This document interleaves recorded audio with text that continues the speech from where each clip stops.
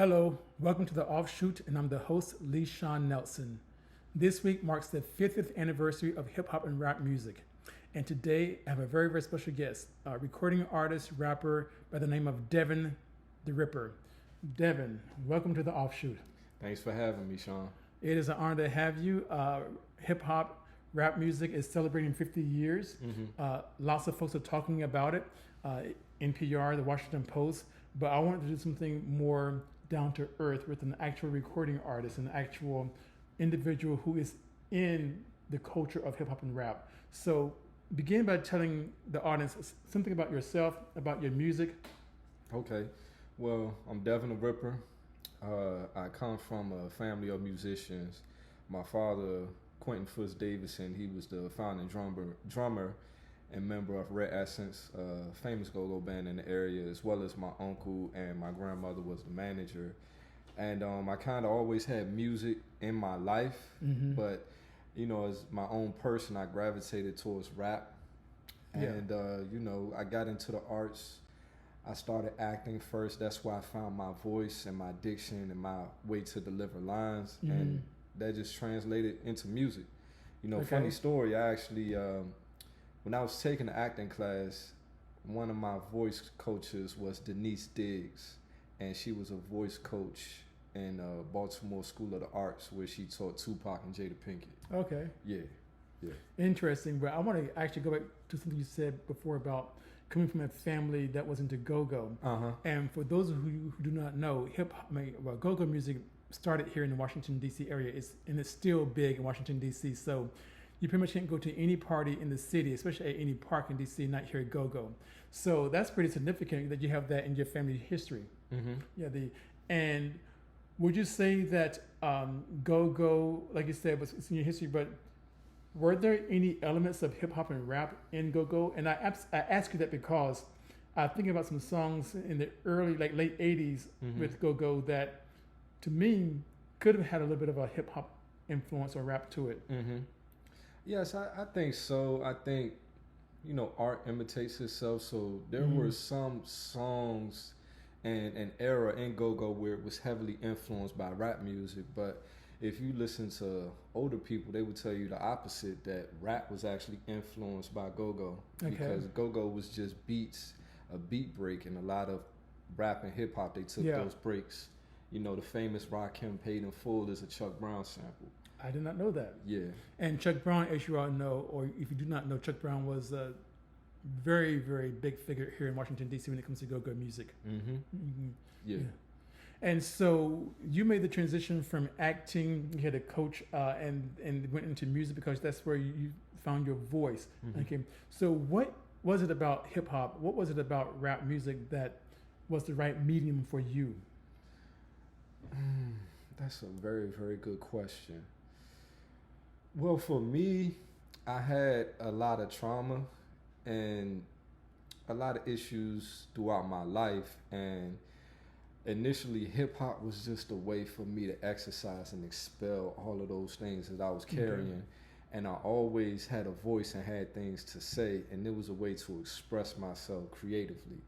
And I know that a lot of people can relate to that. Yeah. So that seems to be the core of early hip hop. You know, again, I'm not a historian when it comes to music or hip hop music or rap music, but it was about storytelling in the beginning, right?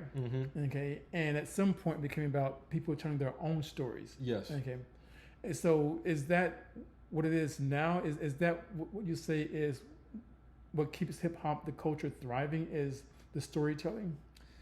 I think initially storytelling is what kept it thriving, because with these rappers, you go back to Melly Mel and The Message, you go back to the early 80s, they were just telling black life in the ghetto.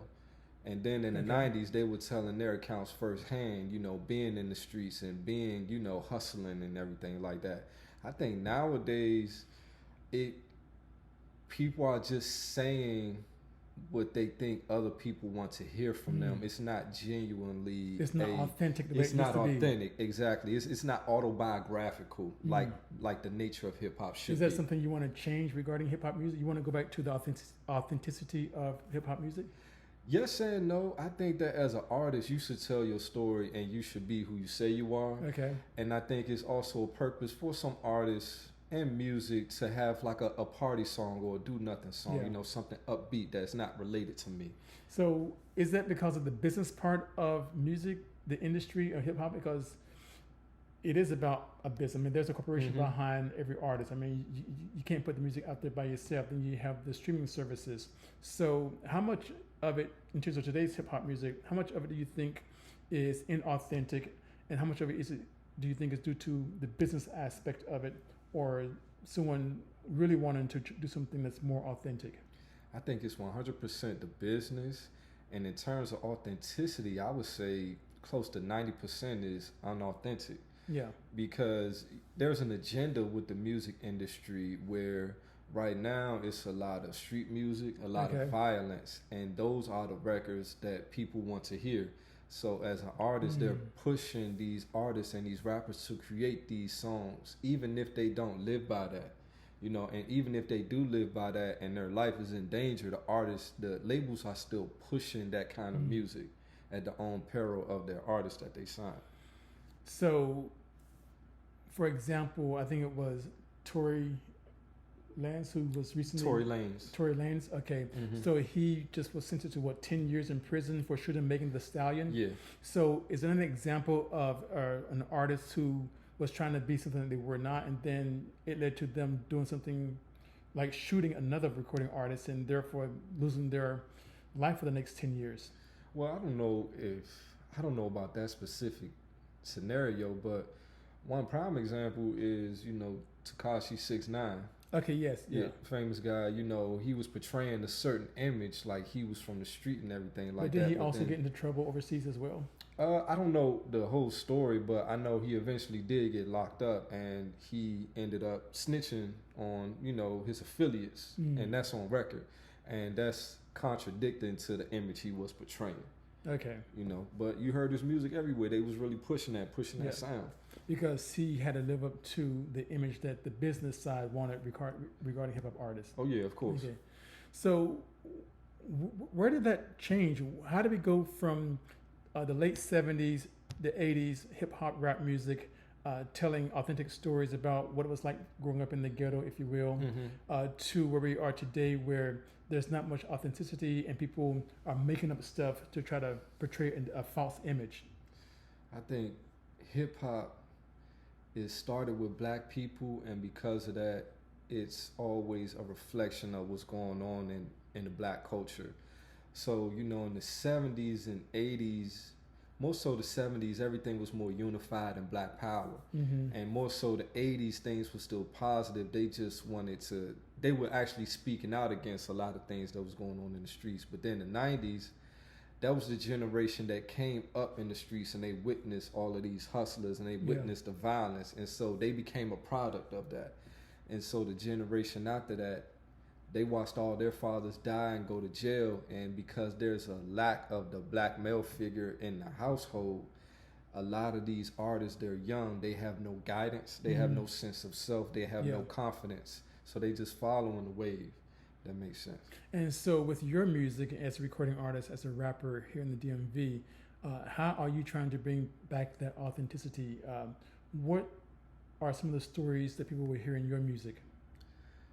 Honest stories, I would say I have a song about, you know, I always rap about losing my dad and losing my brother, because those were two traumatic, life-defining experiences for me.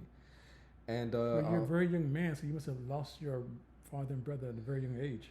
Yeah, so my father was murdered when I was 3, and my brother was murdered I was 8. My brother was 16 years old, So he was murdered. So those some things that people will hear a lot in my music. And I also have a song out where I'm just talking about all of my friends that passed away growing up, from car accidents, motorcycle accidents, and even cancer at the age of 25. Wow. And, you know, those are some things that are coming from a real place, because, again, I have to get that out, and a lot of people, they connect to that. Yeah. I think that's genuine. As a veteran reporter, as a writer, and I've done features writing for a long time, and it's always been those kind of stories that people been able to relate to. Mm-hmm. And again, I've never written a hip hop song or rap song, but I think that music is universal. And in hearing you and my condolences on your losses, I think those are the kind of stories that people want to hear. Mm-hmm. Do you find it challenging to get those kind of stories out there above the fray of what people sometimes think they want to hear in terms of violence in hip hop music or gratuity in hip hop music? Because is there room for everything? Is there a lane for various things? Yeah, I think it's a lane for everything because these are things that people can relate to. Mm-hmm. We unfortunately we know a lot of people that have passed away from gun violence, a lot of people that lost their loved ones and dads, and people that passed away from cancer, accidents, and everything. Yeah. But I don't really have that pressure of what people want to hear because I make music that I like and music that I want to hear. And if I record a song and I like it, that's when I put it out. But if it's not good enough and I don't replay it 100 times, I don't release it. I just go back to the drawing board. Yeah. And how are you getting your music out there? How, in terms of releasing or promoting? Yeah, promoting, releasing, or streaming services. Okay, collaborations. Of course, it's on all streaming platforms, but I collaborated with my friend A-Wall, the Sultan. Mm-hmm. He's a rapper from the Bay Area, but we met in college at Bowie State University. Mm-hmm. And also performing. I've opened up for some artists, Jay Worthy, Benny the Butcher, in different states. I was blessed to have those opportunities. Well, speaking of collaborations, I want to take it back for a second regarding the early years of rap and hip hop. So I'm a bit older. Okay. And so I was a young kid when rap was becoming more popular, when it was being played on the popular radio stations, and I'm referring to the early 80s. And truthfully, honestly, I really wasn't that into rap music in the early 80s. I didn't quite understand it. And you spoke about collaborations, but I remember specifically what turned me on to hip hop and rap in the 80s, and that was the collaboration between Run DMC and the rock band Aerosmith. Mm-hmm. I don't know what it was about that particular song, but hearing the rap by Run DMC and then the music video that came along with it, it's something about was just mesmerizing. I don't know if it was the hook, the lyrics, or the merging of the rock music with the hip hop and rap, but it just worked. And ever since then, I've been a fan of collaborations when it comes to hip hop, whether it be with R&B or whether it be at pop or and I guess now you can even find it in country. So is that it, collaborations, that is, do you think that collaborations are the best way for hip hop music to survive for another 50 years, or will it be something where, like in R&B music, some people say that it's dead, and others say no, R&B is still thriving. So what do you see in terms of the future of hip hop and rap music? Is it through collaborations? Is it through more collaborations? Is it through crossing lines into other genres like country and et cetera? I think that hip hop and music in general, it blurred the lines so much where people have a debate whether or not something is rap or whether something is pop, Okay. And I guess what defines a rap song is you look at the artist's origin, and if they started as a rapper, you define it as rap. But if someone is rapping, it's considered a rap song. So, we've gotten to the point where rap music is pop music now because it's the number one genre in the whole entire world. So I think as years go on, you'll have artists like Travis Scott, you'll have artists like Tyler, the Creator, and Kanye West continue to they still consider themselves hip hop, but they have genre bending elements in their music. Okay. And that's how the genre continues to branch out and become worldwide. Yeah.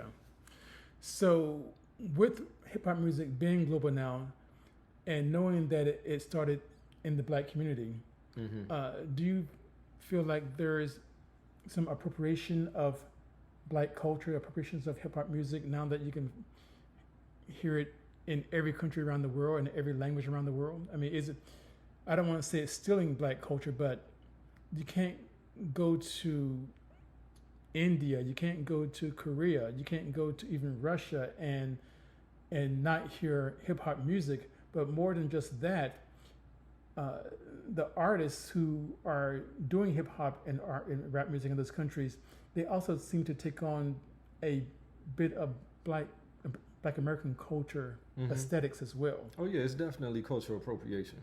It's definitely that, because like I said, rap music is when you just being your authentic self, but then when you put on that mask, or you feel as though it's a costume, I have to look and sound this kind of way, that's when, you know, it becomes appropriated. Yeah, I would say. Okay. And is that a problem? I mean, is that do artists like yourself, are you okay with that? I mean, does it take away from opportunities from you? I wouldn't say opportunities, but it does bother me, because it's like a mockery. You know, if you dressing up like black people, you want to sound as black people because this is how you think they sound, and some of the music that you say and you do, you know, it could be offensive. Yeah, I would say that.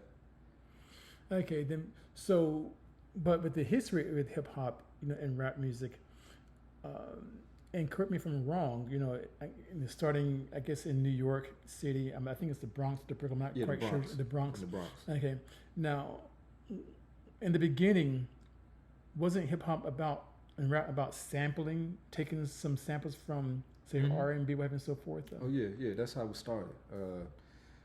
So it really started with the DJ. The DJ would just loop a break in a song, a drum break, and then came the MC. The MC would get on the mic, they would say a rap, but they would be hyping up the DJ. It was more so DJ centric, but then the MC became, you know, the front man in terms of the music. But then in the 80s, there was a period when a lot of rap artists were being sued because they were sampling other people's music without getting permission. So that's part of the history as well. So was that appropriations of a different, although it was black music they were sampling, sometimes white artists as well, but was that appropriation of those artists, their work without permission? Now things have changed now where they give royalties and their deals and so forth, but I wouldn't say, it started out that way. Yeah, I wouldn't say it's appropriation. You know, they're just using a sound or a section of a song that influenced them to make another song, but they're not, you know, they're not dressing up like the Police or, you know, dressing up like Stain and Aerosmith and Kiss. You know, that's more so appropriation. I think they're just influenced by that song. Yeah. You know. So what do people get wrong? What do people misunderstand about hip hop and rap today? People misunderstand about hip hop and rap. It's a message. It was always a message. One of the first hip hop songs was called "The Message" by Grandmaster Flash and Melly Mel, and you know it has to be something there that's genuine. Whether that comes from your environment, whether that comes from people you know, whether that comes from yourself, or just genuine. This is how you feel when you want to have a good time and when you want to party in the environment. This is who you are.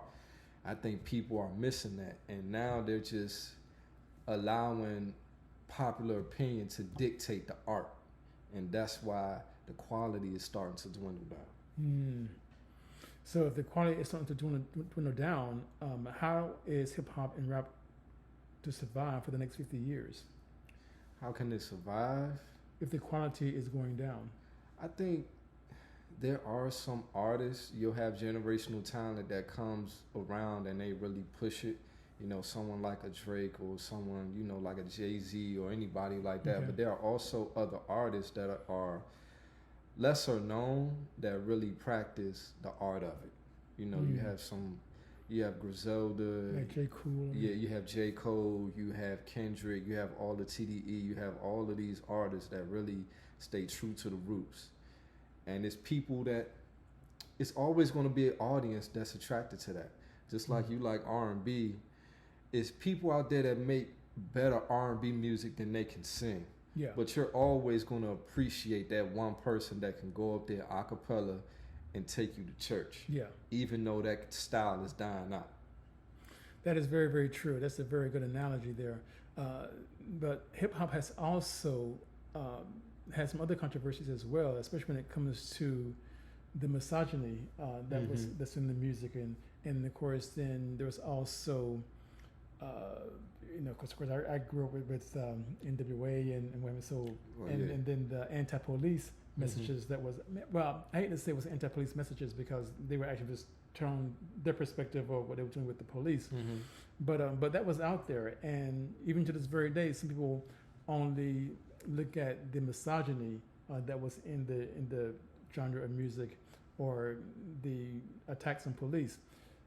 So how would you respond to that?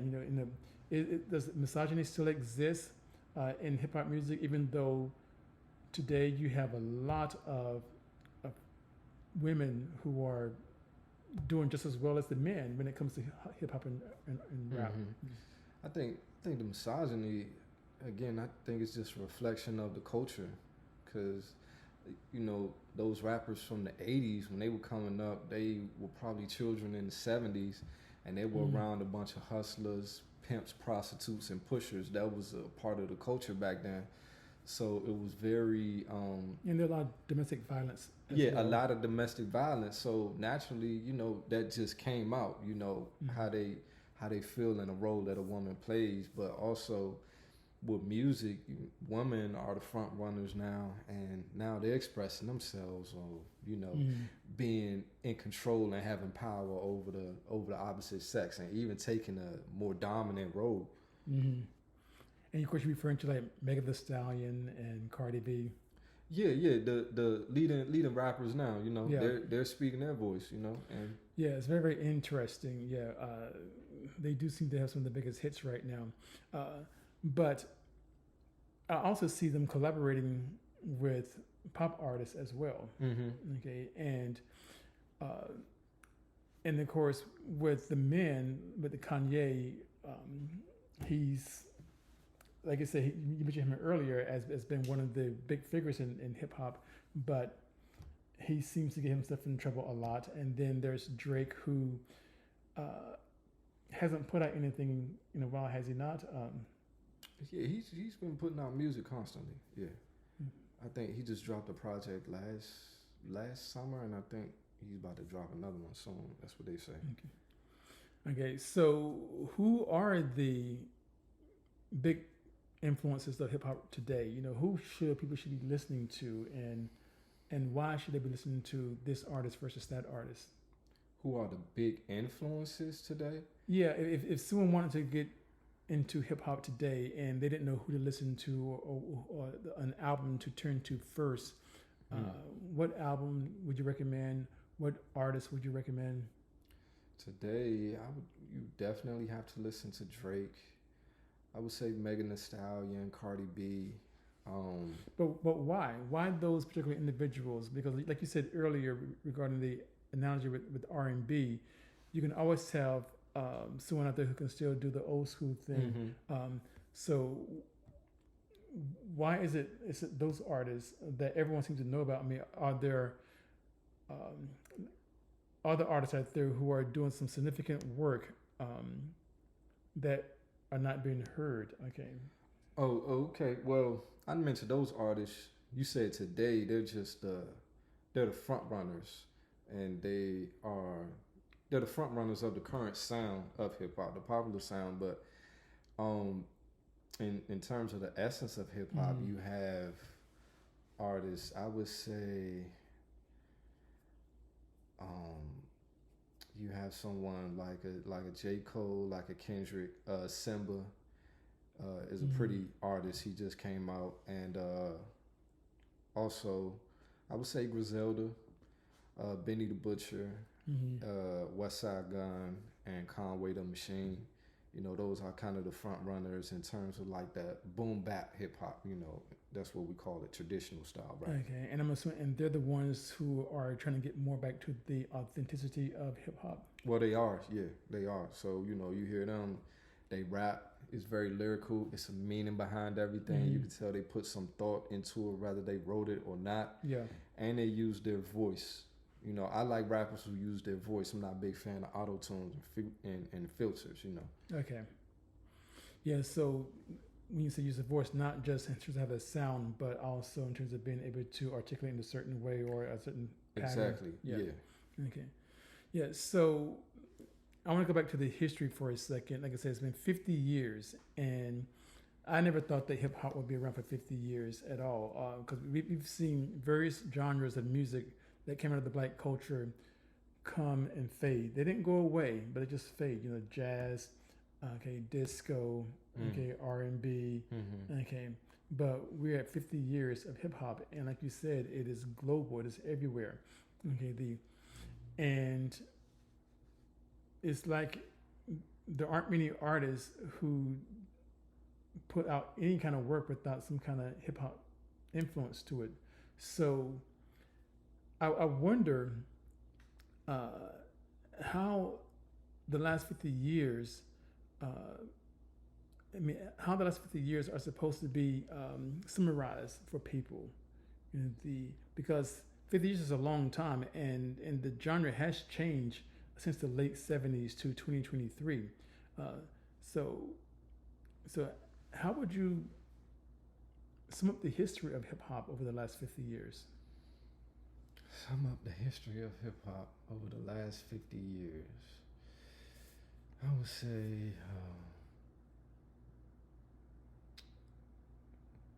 that's a really, really good question. I would say the evolution of rap is the more people,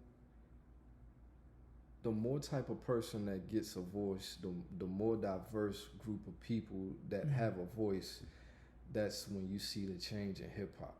Like I said, the different eras, you had people from the 70s and people from the 80s and 90s. They all have a different perspective and different experiences, and that's what's the style of rap that came out, and that was the sound at that time. And then you're looking at the 2000s, the 10s, and even now, you know, it's just the sound of hip hop. Yeah. You know. Well, here's something that I wanted to bring up regarding hip hop music and rap music that is somewhat political. In a few states in this country, like Florida and Texas, for example, you have politicians, governors who keep talking about woke culture, et cetera. And I hear that, and I think, well, I can remember when someone in the black community, when we talked about being woke, it was about enlightenment. You know, that we were learning something about ourselves and about our history and what have you and so forth. And so,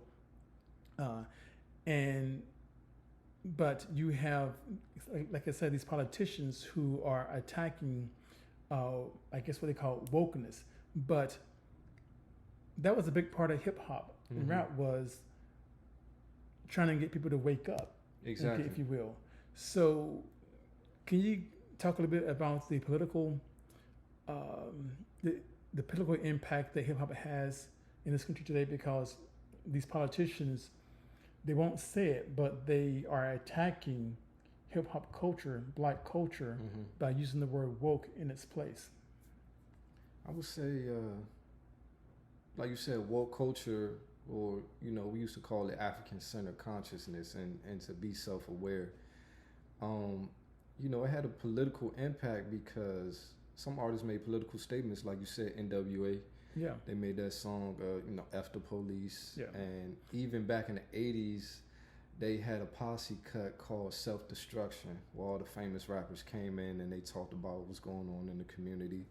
And even Tupac, he would, you know, throw disses at political figures. And, you know, it, like you said, they were just voices of the ghetto and voices of black people. And it's kind of like hip-hop is sort of like a black caucus for us. So however we feel towards the current state of affairs with the government and how our people are being treated, it's going to come out in the music. Yeah, but some hip hop artists talked about Black history in their music, Yeah. and some young people were exposed to aspects of Black history that they were never exposed to in schools, and so they were getting an education that was waking them up to who they really are about in terms of being kings and queens, etc. Okay, but we're seeing that being attacked. So do you not see that as an attack on hip hop? When you see the governors of Texas, the governors of Florida attack wokeism, if you will, do you not see that as an attack on hip hop and rap? Oh yeah, definitely, because like I said, they're pushing this agenda. A lot of music today is so violent. That's kind of like what the music is, and if you listen to it, the sound sonically, it gets you very, very aggressive and angst, where it makes you want to do things to certain people. That woke message has kind of taken a back seat to all of that. Yeah. And I think that's what it's kind of like home cooking versus fast food. The fast food is a lot more convenient, but the home cooking takes more time, but it sticks to you. I think now with this music, it's just fast, and the labels are doing it quick. They just want to make some money. Yeah. And so the message, they don't really care about the message. And if anything, if a lack of message is what causing this music to come about and bring them some more money, they're going to push that and tell people not to rap about that because it's not cool. Yeah. But do you not see that as possibly being what could be the decline of hip hop and rap music? Because in the 80s and early 90s, with R&B, hip hop, rap, you had different styles. People were in their own lanes. Not everyone sounded the same. Exactly. Whereas today, with R&B artists, pop artists, hip hop artists, there seems to be a similar sound coming from everyone. Okay, and to me, it seems that can get old after a while until somebody comes along and kind of flips the script. So, how is hip hop music to not decline if, like what you just said regarding what the corporations want from the artists is, don't talk about this, but talk about this so we can make more money? Because it seems to be just about money. It's no more artist development anymore. Back in the days, if you got signed, they would put you in the studio with the writer. They would put you in the studio with the producer. Okay. And you would have to learn how to find your voice and be an artist. Nowadays, a lot of these artists, they're making music in their bedroom. They just need a laptop and a microphone. They make the music. And Little Nas X. Yeah, the labels, they come and they like, okay, cool, we're going to take that and we're going to put that out. They don't know how to write a song. They don't know how to write a cohesive album. They don't understand vision and artistry behind your visuals and your performance and your music video or any of that. Is that just hip hop and rap, or is that all genres of music? That's all genres, yeah. Because why would I pay extra money and wait extra time to have you develop as an artist where what you're doing is just fine? You have millions of views on YouTube. I'm gonna sign you, make some money from you, and go on. Yeah. To me, then it sounds like there's no artistry in that. Exactly. It's just straight up corporation, straight up business. Exactly, and it's no artists aren't evolving anymore. So if you look at Jay-Z for an example, because he has such a long body of work, if you heard him in the 90s, it was different from what he was in the 2000s, and it was different in the later 2000s. You saw him go from, being in the streets as a drug dealer to becoming a businessman, and now he at the stage where he's married with a wife and with kids. So, and I would say that in the latter years, that his hip hop, his music sounded more commercial than it did in the early years. Yeah. So with that music, you got to see him grow as an artist, and with this template right now in the music industry, artists don't know how to grow with their music. Yeah. You're not in the same circumstances that you were when you first got signed. Life happens. These things happen to you. They don't know how to convey that in their music because they're so used to doing what people want to hear. Yeah. So, as one from the outside, what can viewers, what can people who are into music do to kind of influence where music is heading, particularly when it comes to black music? How do we ensure that black music, that hip hop, rap music, is around for another 50 years? What do you recommend to ensure that happens if there's so much corporate overhead involved with the music? Okay, because the disco is dead. The '90s was definitely R&B. I mean, you had all kinds of R&B artists who were hitting the charts, even the pop charts in the '90s, along with hip hop. And of course, like I said, now hip hop is the global music of choice for most people. So, but you have a corporation just saying, do this, don't do that. Where's it going to go? I mean, you're a very young man. I can tell that you have a full grasp on your artistry and the industry. So how are you going to work around that? How should artists work around that? And what can lovers of music do aside from just buying or streaming music from this artist or that artist? I would say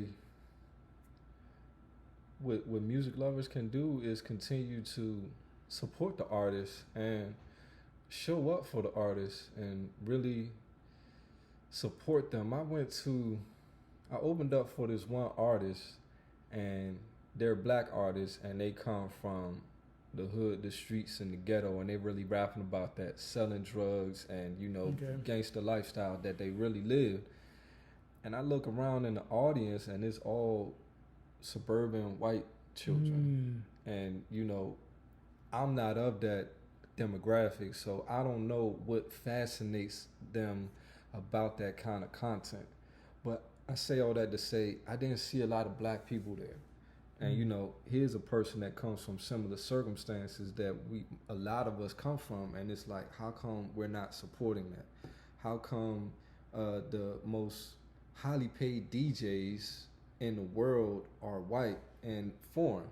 How come DJ Jazzy Jeff and all these other DJs, how come they're not on that same pedestal and of that same kind of support and that kind of that kind of backing? So I would just say, as an artist, support them, go to their shows, listen to their music, and be aware of what they have going on. So that person can grow their audience, and that'll be the forefront of DJing. That'll be the forefront of rap and hip hop. Yeah, because right now, it's young white kids who are supporting the music. It is white DJs who basically kind of appropriated, of taking over as the lead DJs in this country, when before it was not. Exactly. Like in the early days of hip hop, I mean, you had Will Smith and Fresh Prince and Jazzy Jeff. So I mean, there was that. I mean, I think even Rakim had a DJ partner, right? Eric B.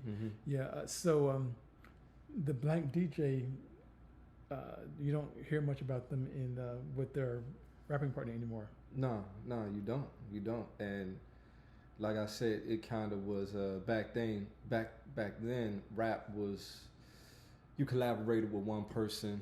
I'm the rapper, you're the DJ. You make the beats, I rap it, and that was just the relationship between everybody. But now, as music went on, people just ventured out with different producers and artists. But the black DJ, it kind of just died out. Yeah.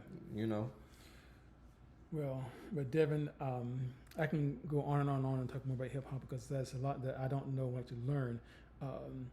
And so I really hope that hearing this, that people will support, especially our local performing artists, our local hip hop and R&B artists, because like you said, it's not people that are like me or you who are out there, but if you want to hold on to the culture, if you will, then we have to support the culture. Yes, please support the culture. So is there anything you want to add as we conclude? Where can folks find your music? Where will you be performing next? Okay. My name is Devin The Ripper. I'm available on all streaming platforms. Me and AWOL the Sultan, we are doing the Elegance Deluxe release, a deluxe version of the Elegance album we dropped last year. That'll be coming out August 26th. And I'll be performing next internationally, waiting on the dates right now. So find me anywhere. You can follow me on Instagram, Devin The Ripper _, or just Google me and you'll find me there. That all sounds amazing. Thank you. That really is outstanding. I'm praying for you. I pray for your success, and I know you do well because I definitely see, understand, and feel that you get the culture, that you get the music, and you get the artistry. You all, please check out Devin. Please also subscribe to this channel, the Offshoot. You can also go to the website, which is the offshoot.org.